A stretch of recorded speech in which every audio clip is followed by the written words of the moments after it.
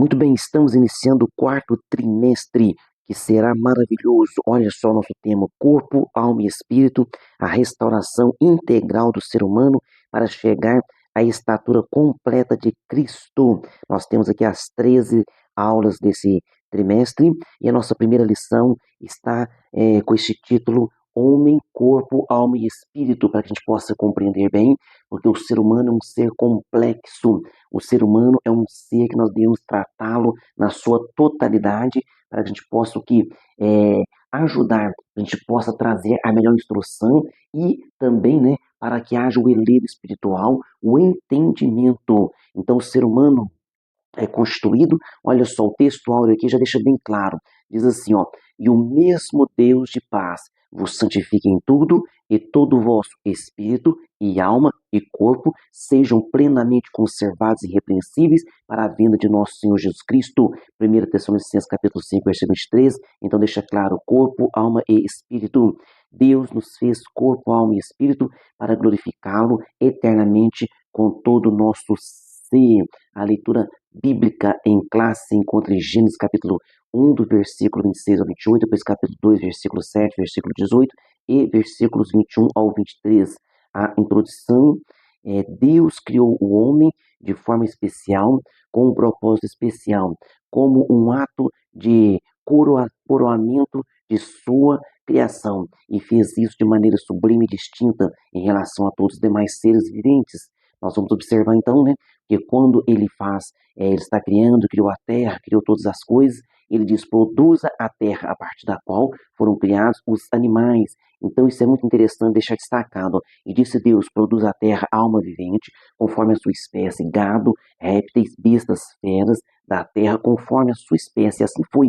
Mas quando vai fazer o homem, tem um diferencial. Olha o diferencial. E disse Deus: façamos o homem, é o plural, Pai, Filho e Espírito Santo, façamos o homem à nossa imagem, conforme a nossa semelhança, e domine sobre os peixes do mar, sobre as aves dos céus, e sobre o gado, e sobre toda a terra, e sobre todo réptil que se move sobre a terra.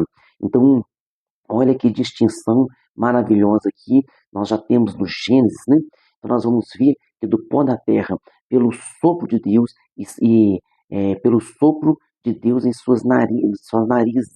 Olha isso que diz assim, ó: e formou o Senhor Deus o homem do pó da terra. Então, quando Deus falou: façamos o homem, Pai, Filho e Espírito Santo, ele forma então aquele boneco do pó da terra, e agora com com esse ato sublime, porque diz: conforme a nossa imagem e semelhança, o que Deus faz agora? Diz assim, ó: e soprou em seus narizes o fôlego da vida, e o homem foi feito alma vivente. E é interessante que a Bíblia diz que o primeiro Adão, no Éden, foi feito alma vivente, e o segundo Adão, que é o Senhor Jesus Cristo, é espírito vivificante que trouxe a nossa salvação. Nesse trimestre nós estudaremos essa solene, maravilhosa e exclusiva criação, bem como a importância de uma vida equilibrada, né? Então, já que somos corpo, alma e espírito, nós temos que cuidar do corpo, também cuidar da alma e do espírito. E nós vamos, né, retornar ao Criador. Ele deixou aqui Tessalonicenses capítulo 4, onde fala do arrebatamento da igreja, e onde se deixa bem claro: os que estamos vivos não precederemos os que dormem, ou seja, aqueles que partiram para a eternidade, porque os que partiram para a eternidade ressuscitarão em corpo glorioso, e nós que estamos vivos seremos transformados em corpo glorioso e subiremos ao encontro do Senhor nos ares. Essa promessa é a promessa do arrebatamento, ou seja, tudo isso acontece no mesmo instante. O apóstolo Paulo chamou esse instante de ante a última trombeta, ou seja, diante da última trombeta. Parte primeira agora, essa parte primeira da nossa lição, o título: a tricotomia humana. Então nós vamos ver que o homem, ele tem essa formação tríplice, né? Então no item 1 aqui: a doutrina e teologia. A doutrina do homem está fundamentada em toda a escritura, numa revelação suficiente para demonstrar quem é o homem, como foi criado e com que propósito. Então, a Bíblia deixa isso bem claro. No campo da teologia sistemática, ela é conhecida como antropologia bíblica. Então, esse estudo, antropologia bíblica, nós vamos discernir todos esses questionamentos, né? De onde veio o homem, para onde vai o homem e qual é o propósito da existência humana, tá? Então, tudo isso está respondido na palavra do Senhor. na palavra do Senhor. Então, o plano redentor e a eternidade, nós vamos comentar. Relaciona-se com todas as outras grandes doutrinas da Bíblia e responde às integrantes perguntas. Então, nesse estudo, né, quais são essas perguntas? Como eu acabei de falar com vocês. Quem é o homem? Quem é o homem? De onde veio o homem? Para onde vai o homem? E em um tempo de tanta psicologização, né, da fé, intensa busca de respostas para os problemas humanos e suas concepções não cristãs, um piedoso e profundo estudo das Escrituras é necessário e urgente. Por quê? Porque hoje a medicina avançou, graças a Deus, a neurociência avançou, graças a Deus, e há muitas pessoas estudando nessa área. Mas você vai observar que quanto mais a medicina avança, quanto mais a ciência avança, quanto mais a neurociência avança, mais a Bíblia Sagrada fica clara para nós. Nós temos que estudar ela e ver, né, tudo aquilo que nos orienta, porque também há pessoas equivocadas e que trazem o seu estudo de maneira equivocada e que não traz benefício para nós. E nós temos que tomar um cuidado, dito para o homem, né, em geral, tá certo? Então, para que essa fé seja gerada em nós, sadia e equilibrada.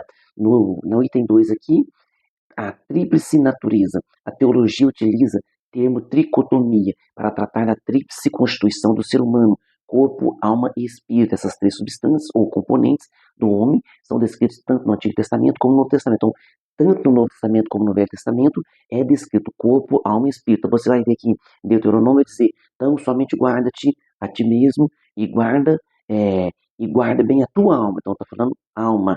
Você vai observar o Salmo 139, os teus olhos viram meu corpo ainda em forma, o corpo. Então, lá no ventre, Deus já está formando nosso corpo. Interessante esse salmo que fala, né?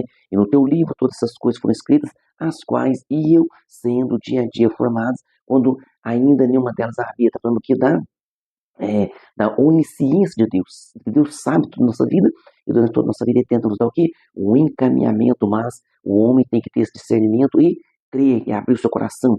Então aqui em Daniel também conta a mim, Daniel, o meu espírito foi abatido dentro do corpo. Estou falando do corpo, alma e espírito no Velho Testamento e também no Novo Testamento. Então no Novo Testamento tem vários versículos aí, eu deixo aqui para a nossa meditação o próprio textório, né, que está falando corpo, alma e espírito apresentados de Deus irrepreensíveis.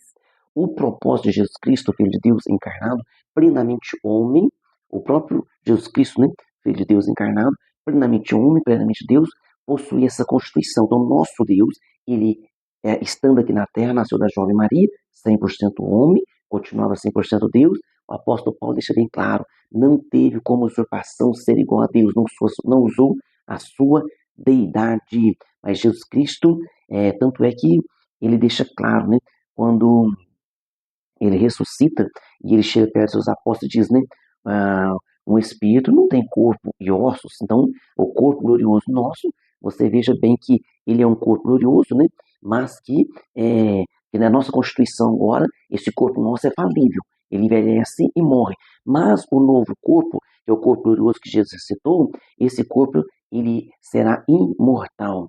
Diz assim, e clamando Jesus com grande voz, disse, Pai, em tuas mãos entrego o meu espírito. Então Jesus tinha um espírito. E agora diz, agora minha alma está abatida.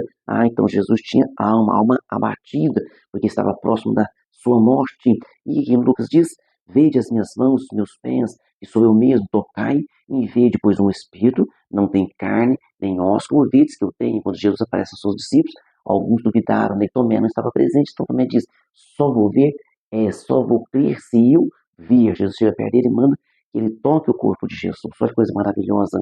Então, é explicitamente apresentado o ato de formação do homem lá em Gênesis, que diz assim, ó, e formou o Senhor Deus, o homem do pó da terra, e soprou em seus narizes o fôlego da vida, e o homem foi feito alma vivente. No item 3, físico e espiritual. Então, o processo formativo usado pelo Criador. Esse processo formativo usado pelo Criador, olha só, Deus é espírito, e importa que os que o adorem em espírito e em verdade. Então, nesse processo formativo usado pelo Criador, que é espírito, então Deus é espírito, foi constituído de uma combinação única. Então, Deus fez todo o planeta, Deus fez todo o universo, E agora, ao formar o homem, ele forma do pó da terra e ele sopra na nossa, é, aqui no nariz do homem, né, pelo seu nariz, ele sopra o fôlego de vida. Ele sopra o fôlego de vida. E esse fôlego de vida, essa, vamos dizer assim, essa fagulha de Deus que está dentro de nós, tanto é que é uma fagulha de Deus dentro de nós que os homens, né, se orgulham, se exaltam a homens que pensam ser deuses. Por quê? Porque esse espírito que veio dentro de nós, se ele não estiver em andamento, se ele não estiver ali em correção com o Espírito Santo, ele se torna altivo. Mas o homem, você vê que o homem ele é egocêntrico. Olha que coisa interessante, né? Então o sopro divino, tornando o homem um ser vivente diferente dos demais animais. Os anjos, por sua vez, são espíritos, e a Bíblia diz assim, ó, falando dos anjos, chama os anjos de espíritos ministradores, que trabalham a favor daqueles que querem herdar a vida eterna. Então, os anjos são espíritos. Mas, pastor, eles têm forma corpórea? Sim, é claro que têm forma corpórea, mas são espíritos. Mas eles podem se apresentar na aparência de um jovem? Sim. Na aparência de um idoso? Sim. Eles podem se apresentar até na aparência de um animal? Sim, porque eles podem se transfigurar. Mas eles são espírito, a Bíblia deixa bem claro. Os animais, por sua vez, né? Os animais, eles só possuem a vida, que é chamada alma. Os animais só possuem essa vida, que é chamada alma. E quando o animal morre, a sua vida se extingue. O ser humano não. O ser humano, quando parte para a eternidade, permanece, a sua alma e espírito permanece viva. Já o termo hebraico para a vida, em Gênesis 2:7, alusivo ao homem, é Shaim, no plural, permitindo a expressão literal de fôlego de vidas. Isso pode significar que é um único substantivo, o texto sagrado esteja aludindo implicitamente à vida do espírito humano, da alma humana e do corpo humano. Ou seja, então, é, muitas vezes, se você vai observar uma palavra na Bíblia, ela está falando alma, está significando, às vezes, a parte interior do homem. E, quando, às vezes, está falando o termo alma, significando o ser humano por completo. Então, quando Paulo estava naquele navio indo para Roma, o navio iria naufragar, mas Deus falou, todas essas almas que estão aí dentro, nenhuma vai se perder. Ou seja, todos os seres humanos que estão dentro, cada um dos homens que estão aí dentro. Aí significava o quê? O homem na sua totalidade. Aqui no item 2, na parte 2 agora, a dimensão entre alma e espírito. No item 1, a alma. Do hebraico, nefesh, e do grego, psique. Alma é uma das muitas palavras polissêmicas da Bíblia, ou seja, possui vários significados. Aparece 755 vezes somente no Antigo Testamento. Seu primeiro sentido é ser vivo, como em Gênesis 20, que fala alma vivente. Nessa acepção, a palavra alma é usada também para os animais. Então, alma vivente é usada para os animais e usada também para o homem. O que significa isso? Vida. Então, os animais têm vida, nós também temos vida. Mas qual é a diferença? Que em nós foi soprado foi soprado em nós o espírito, o fôlego de Deus. Foi soprado em nós aquela fagulha de Deus que nos torna agora especiais como coroa da criação, e quando morremos, o corpo morre, mas o que Deus soprou em nós não morre. Então essa parte imaterial, o apóstolo Paulo daqui a pouco vai chamar de homem interior, tá certo? Então, a distinção entre a alma do homem e a alma do animal é evidenciada no processo criativo, que eu acabei de explicar, né? Então, a alma do homem constitui uma substância espiritual incorpórea, invisível e imortal. É dotada de razão, sentimento e vontade, atributos dados por Deus ao homem para o exercício da sua missão. Então, o homem é diferente, e Deus os abençoou e disse ao homem: frutificai, multiplicai, enchei da terra, sujeitai-a, dominai sobre os peixes do mar, sobre as aves dos céus e sobre todo animal que se move sobre a terra. Então, a criação do homem é diferenciada, a missão do homem também, né, é diferenciada, que nós vamos observar que o homem, a própria Bíblia chama de coroa da criação, ou seja, o principal da criação, especialmente a sua vocação relacional com o Criador, também, né, a nossa vocação relacionada com o Criador. Por quê? Porque o próprio Deus nos torna ali, né, como a sua criação, como seus filhos, e a principal da sua criação.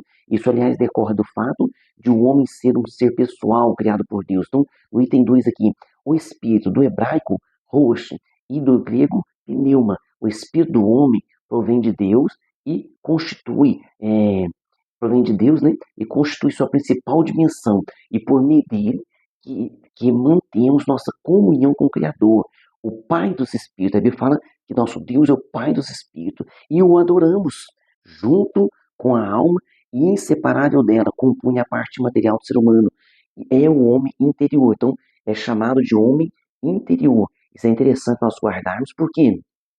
Porque Paulo, né, inteligentemente, ele fala e usa, e usa esse conceito de homem interior. Ele fala assim, ó, por isso não desfaleçamos, ainda que o nosso homem exterior se corrompa. O que quer dizer exterior se corromper? O homem, ele envelhece, o homem fica frágil, o homem perde o seu vigor durante, né, a sua idade, chega aos 70, chega aos 80, então o homem exterior se corrompe. Aí diz assim, ó, o interior todavia, se renova de dia em dia. Então, o homem interior, não existe idade para o homem interior. Tanto é que você vê que Caleb, né, que foi abençoado por Deus para entrar na Terra Prometida, 40 anos depois, ele estava com 85 anos, andou no deserto com 40 anos, 85 anos ele estava, ele disse, a minha força é a mesma, ou seja, o homem interior. É claro que por fora, ele já vê o quê?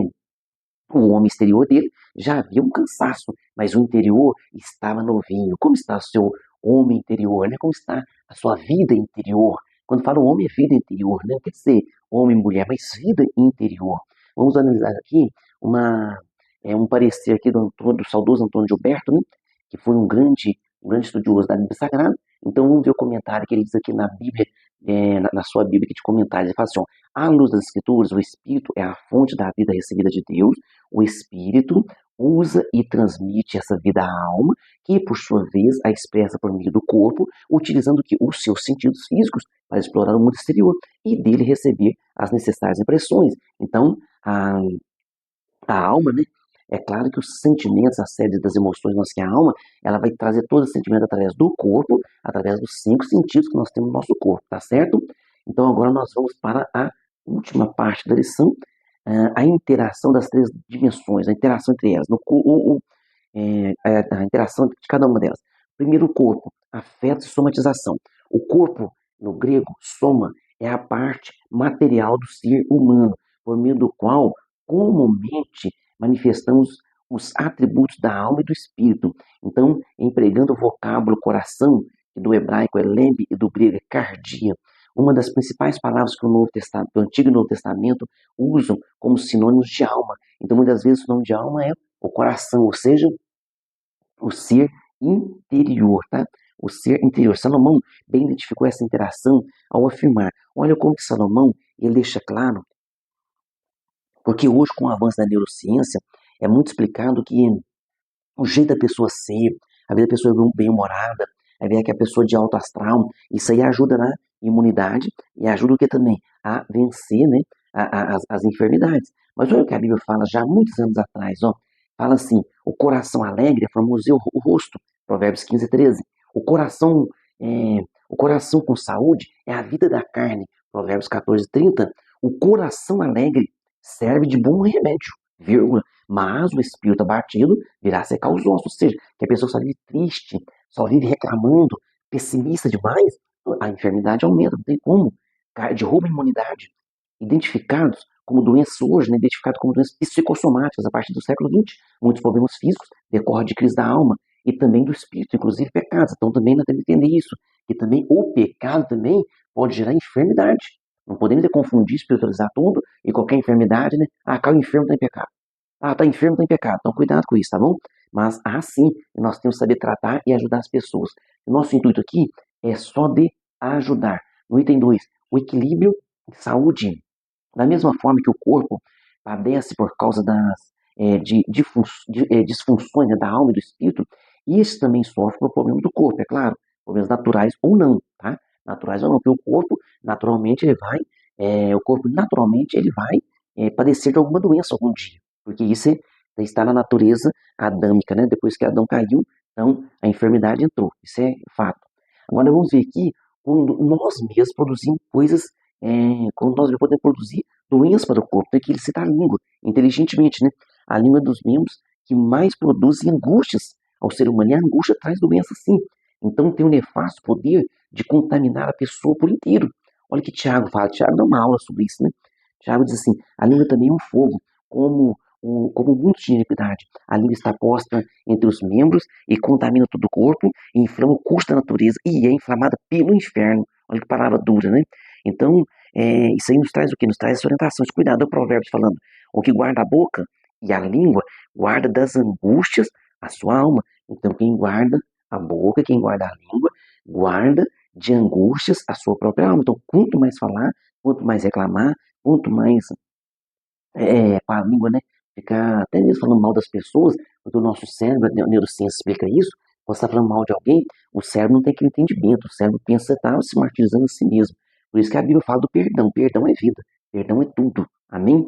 Quanto a crescente busca por medicamentos, né, como solução para todo tipo de problema emocional, é preciso discernimento e cautela. O acompanhamento médico e psicológico é importante, viu? Em situações clinicamente diagnosticadas, mas quando o problema tem origem espiritual, como crises produzidas por pecado não confessados, que é um grande problema, isso, principalmente nos dias de hoje. Os medicamentos não resolvem, no máximo, aliviam os sintomas. Arrependimento e abandono do pecado são essenciais para a verdadeira cura da alma, tá?